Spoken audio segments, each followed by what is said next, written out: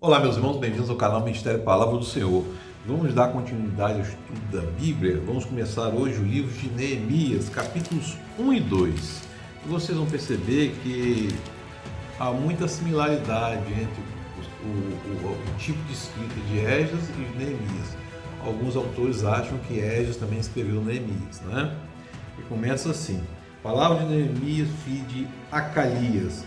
No mês de Quisleu, do 20º ano, enquanto eu estava na cidade de Suzã, Hanani, né, que Hanani é uma abreviação de Ananias, né, e Neemias significa o Senhor consola, né, e Acalias significa espere no Senhor.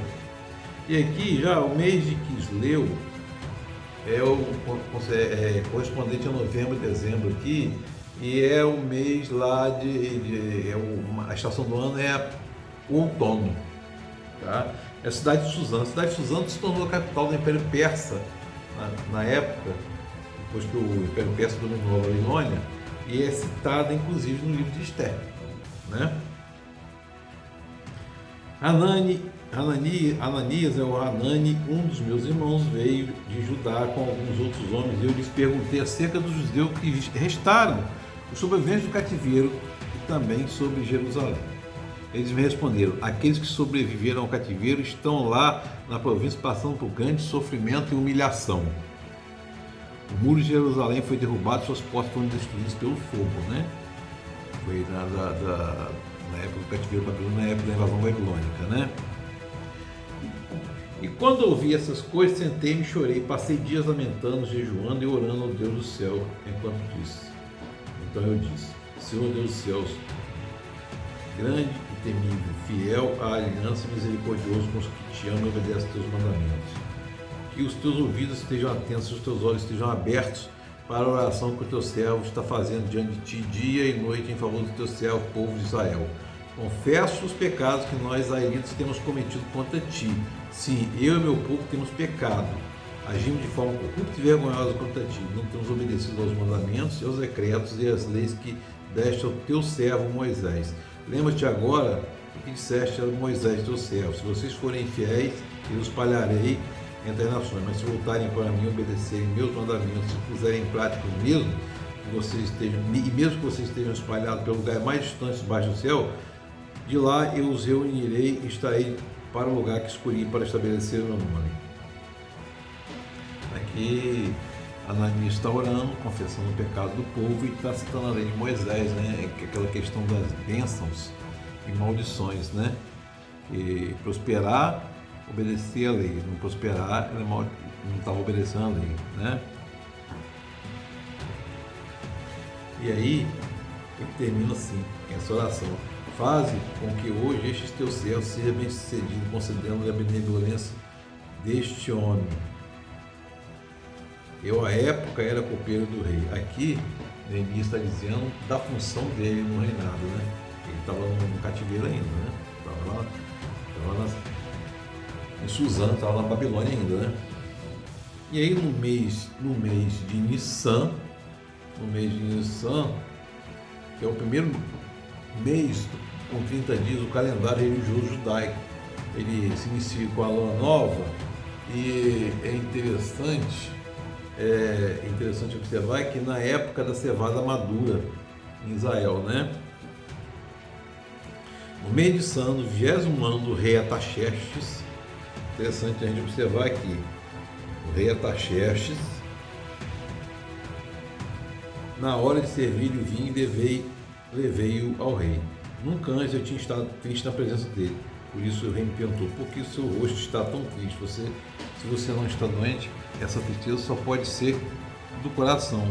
Com muito medo eu disse ao rei, que o rei viva para sempre: como não está triste o meu rosto, se a cidade em que estão sepultados meus pais está em ruínas, suas portas estão destruídas pelo fogo. O rei me disse: o que você gostaria de pedir? Aqui o rei, movido naturalmente pelo Espírito Santo, né, iluminado pelo Espírito Santo, foi induzido a falar isso, né?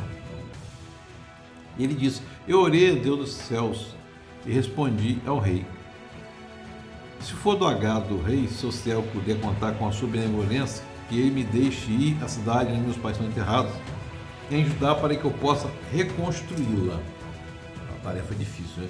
Então o rei estando presente, a rainha, né? A rainha aqui estava sentada ao lado, mas vocês vão perceber a importância da rainha aqui, tinha alguma influência lá no livro de Esther, né? Quanto tempo você levará na viagem? Quando você voltará? Marquei um prazo com o rei e ele concordou que eu fosse. Acrescentei a seguir: se for teu agrado, eu poderia levar cartas do rei ao governador de Trans-Eufrates para que possam me deixar passar até chegar a ajudar. E também uma carta para Asaf, guarda da floresta do rei, para que ele me forneça madeira para as portas da cidadela. Aqui todo cuidado sendo feito, né? Preparando já e organizando para poder reconstruir os muros, né? Então a gente ia ter Esdras reconstruindo a teologia e Neemias comandando a construção do muro, né? Visto que a bondosa mão de Deus estava sobre mim, o rei atendeu meus pedidos. Com isso, os governadores de Trans-Eufrates entreguei as cartas do rei. Acompanhou-me uma escola de oficiais do exército cavaleiros que o rei enviou comigo. Sambalate, o Horonita e Tobias, o oficial amonita, ficaram irritados quando viram que havia gente interessada no bem de israelitas.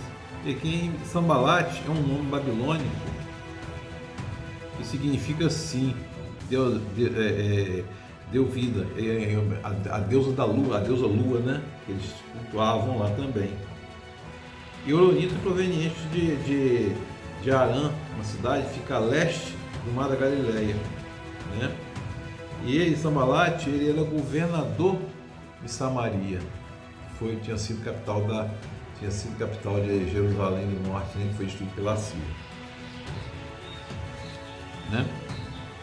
E aí, Neemias chega em Jerusalém. Cheguei a Jerusalém depois de 3 dias de permanência ali, onde eles chegaram para encontrar Sambalate, né? Saí de noite com alguns meus amigos, eles não haviam contado a ninguém que o meu Deus havia posto no meu coração que eu fizesse por Jerusalém. Não levava nenhum outro animal além daquele que estava montado. Saí pela porta do vale, na direção da fonte do dragão, da porta dos tercos, examinando o muro por um pedaço, e foi examinando pedaço, né?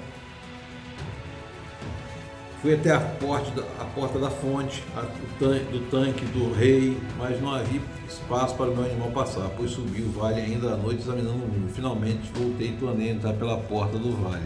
Os oficiais não sabiam onde eu tinha ido ou o que estava fazendo, pois até então não tinha dito nada aos deuses. Ou seja, até então Neemias não havia comunicado nada a nenhum judeu lá, nos seus amigos dele que foram com eles, né?